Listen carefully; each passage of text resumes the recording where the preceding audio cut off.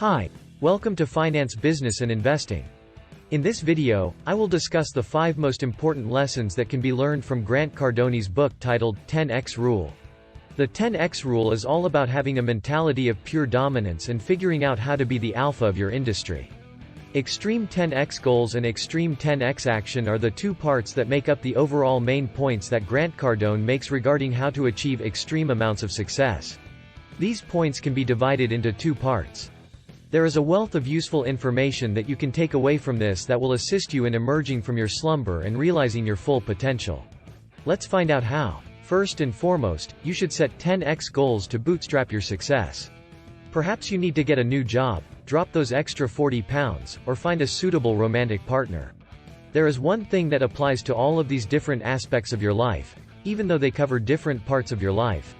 The person who wants them does not yet have what it takes to achieve success, and the journey to accomplishing one's goals is frequently much more challenging than one initially anticipates.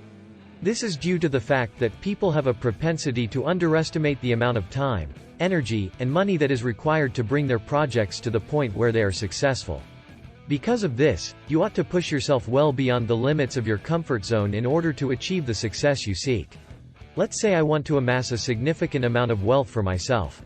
I decided that a goal of $500,000 was a reasonable amount to aim for because it would enable a decent standard of living with a good home, good food, a nice vacation every once in a while, and some of those lovely Thai massages once or twice a month. However, let's say that I had instead decided to aim for a goal of $5 million. What kind of lifestyle would that have provided? That is a huge burden to take on, regardless of how successful I end up being. Which of these objectives would you rather see me fall short of, if I were to miss my target? If you want to build your success from the ground up, you need a sizable buffer zone. This strategy is becoming increasingly popular in the world of sports, and more specifically, mental coaches routinely implement it with the most elite athletes they work with. The athlete's goal was to finish in first place. There is nothing else. Now, it's possible that this won't always be a feasible option for everyone, but that's not the point at all. The idea is that once a person's actions are aligned with their 10 next goals, they will be successful. And if it turned out that the goal was unattainable, well, at least the athlete finished in third place and beat out 99.99% of all the other athletes who were competing. Set your goals so high that, even if you fall short of them, you are still considered successful and will be seen as a winner in any endeavor, whether it be in business, your personal life, or anything else. Takeaway number 2, 10x. Again, action is required, and while the amount of time, energy, money, and effort required to bring a project to fruition is frequently underestimated, it cannot be stressed enough that this is not the case. When the error in estimating the amount of work required becomes obvious, which it will, and you come up against a roadblock, one shows visible signs of being discouraged and disappointed. This leads you to incorrectly identify the problem as a wall that you can't break through, and sooner or later you come to the conclusion that the objective is unreachable, which ultimately leads to you giving up and throwing in the towel. If, on the other hand, you believe that the amount of work that will need to be done will be of the 10x character, it is reasonable to anticipate that you will face some obstacles, and the barriers that you encounter will not be made of solid concrete. And in the event that this hypothesis is proven to be incorrect, there will have been no major obstacles, black swans, or gray swans. You're quite fortunate, by the way. If you're interested, there's a link to my other video in the description that discusses black swans and the best way to deal with randomness. There is always an element of uncertainty, regardless of how superior your product, service, or proposition may be. Things that can't be planned for in advance. The economy is subject to swings. Because of legal matters, your product is inferior to those of your competitors. You are completely out of money. The entire sector experiences upheaval as a result. People, problems, more people, problems, elections, wars, strikes, and so on are all affected by technological advancements. These are just some of the unforeseen occurrences that could take place. Create a plan detailing the number of tasks that need to be finished in order for you to successfully complete your project while maintaining a buffer for error.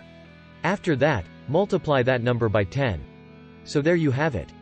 We now have a number that is much closer to being accurate. Take the exploration of space and the landing on the moon for example. It is absolutely mind-boggling that we have the capability to land people on the moon and launch freaking Teslas into space. However, it was not and is not currently an easy task to complete. The initial goal was set at 10 times the amount of character, and the amount of action that was required to achieve greatness was 10 times massive. Takeaway should be achieved through a significant amount of action taken. Number 3, you must make your own good fortune. If a person sets 10 times as many goals and then follows through with 10 times as many actions, they will have access to 100 times as many opportunities as the average person. The best part is that as a result, you will be better prepared to take advantage of those opportunities when they present themselves. The amount of value that will be generated as a result of your actions will be unfathomable in comparison to any of your peers who are considered to be average from the outside. This will be interpreted as fortunate circumstances. Look at how fortunate that guy was to be in the right place at the right time. I wish that I had such good luck.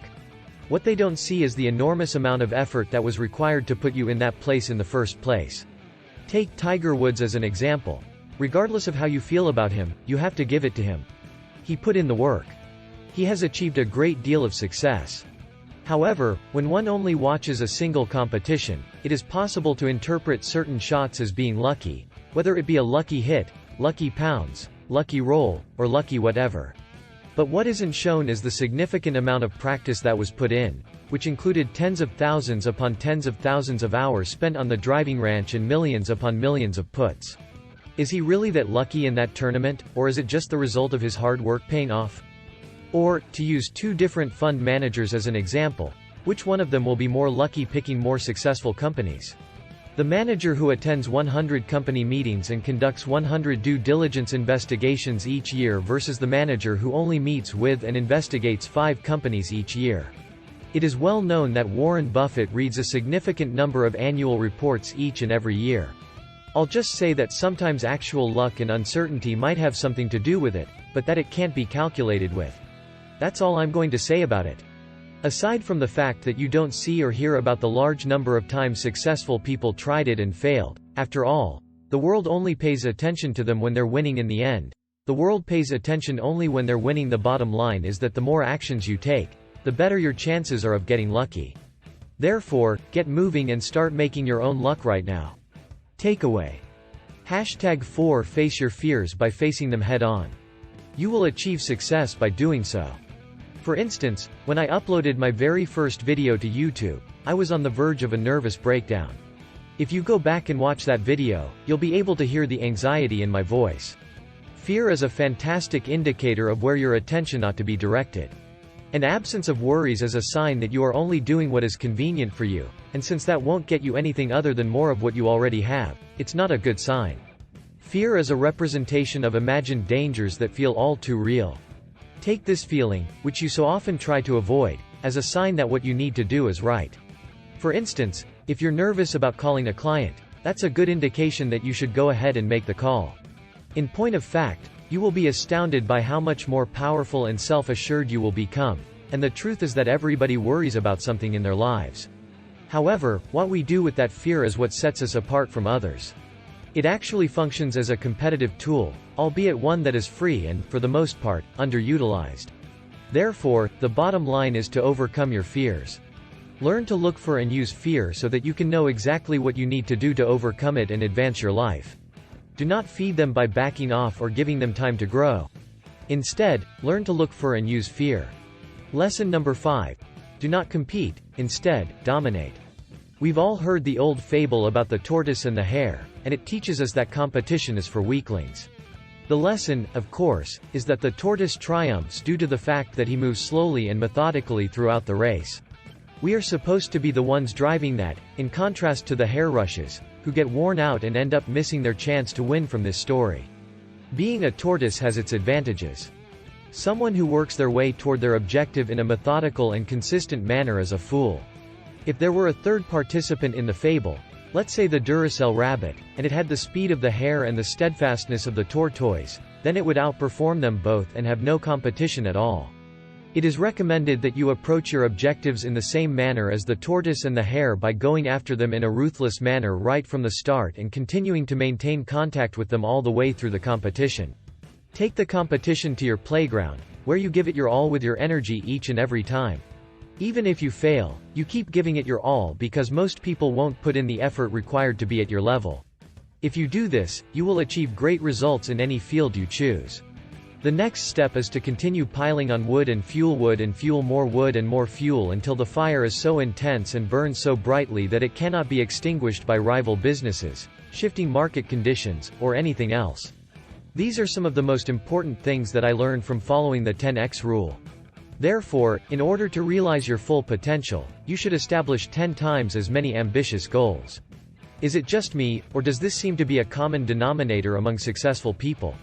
Projects typically require more work than you initially anticipate, so it is important to plan for it and deliver 10 times the action when you are about to take 10 times as much action. If only other people knew, they would think you were incredibly lucky. If there is anything standing in your way of achieving success that you fear, grab that fear by its ugly tail, increase the speed of the hare, and keep the tortoise moving constantly. Other people will think you are lucky.